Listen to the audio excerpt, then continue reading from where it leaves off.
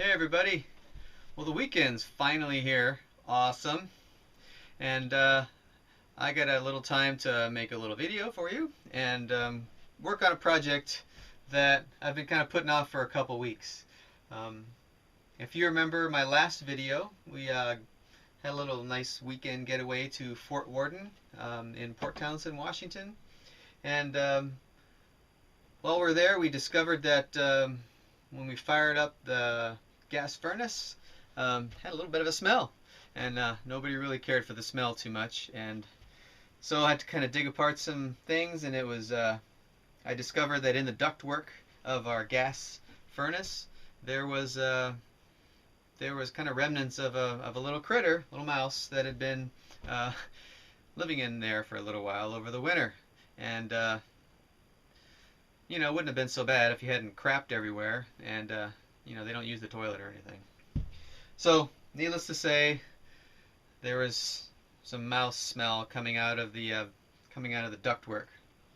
And while we're there, always a fun thing to do while you're camping is to be tearing apart your cabinets and getting at the, doing some maintenance on the RV. Well, I was able to clean out the ductwork and find the mouse. Everybody was happy about that. He was dead. And anyway, I got it cleaned out, but there was still this residual aroma lingering, so we didn't really use the gas furnace while we're camping. Didn't really need it anyway. But this weekend, I'm finally going to get to it. I'm going to take apart the existing ductwork in the gas furnace and put in some new stuff just to freshen it up. So that's what I'm going to do today, and I'm standing here in my kitchen. And the reason I'm standing here in the kitchen is because the most of the ductwork is right here underneath the cabinets and under the sink and under the oven. So let's take a look.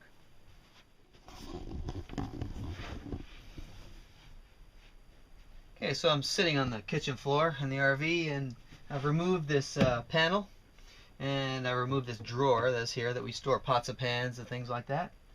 And back here is where the gas furnace is. And you can kind of see where here's some ductwork here, and there's some other ductwork back there. And let's take a closer look. So here's a closer look at some of the ductwork.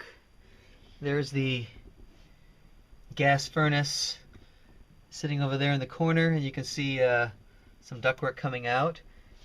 And there's some more over here that comes out of this vent over there.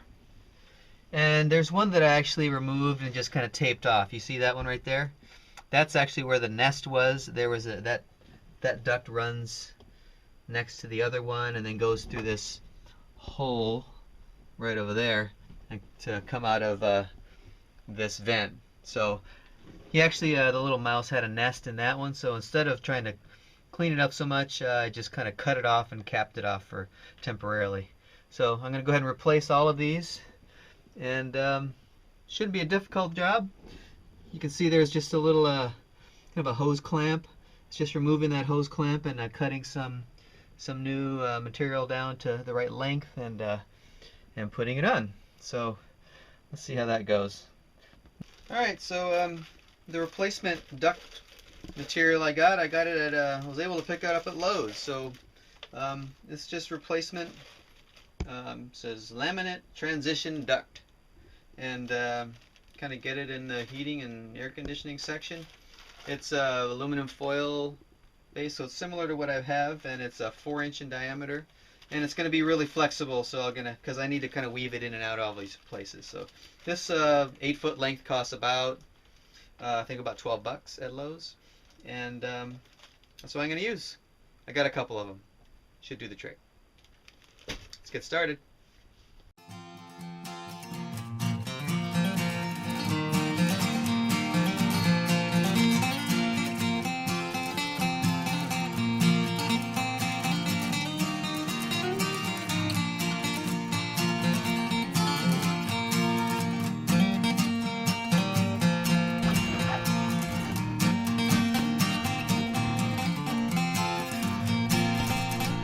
Alright, that's the last of them. All done. Alright, let's take a look. So yeah, check it out. Got all new ductwork in here. There you go. There's the furnace. New shiny ducts. And that one there. It's also, this one was kind of a pain in the butt. There was a hole I had to go through and it was really tight. So it took a little while to get that one through there. But otherwise, we're all good to go. Oh, okay, so that about wraps it up. It went pretty well. It took a little bit longer than I planned because I spent some time and did a little extra cleanup. Some Clorox down there just to make sure the area is all clean and disinfected. Yeah, if you have a similar experience or have some tips for dealing with or keeping little rodents out of your RV, yeah, let me know. Let's share with everybody. Well, I hope you liked the video. Be sure to also visit the blog at rvwithtito.com and go ahead and subscribe and we'll keep these videos rolling for you. So until next time, let's keep those little critters out of the RV, and happy RVing everybody. See ya.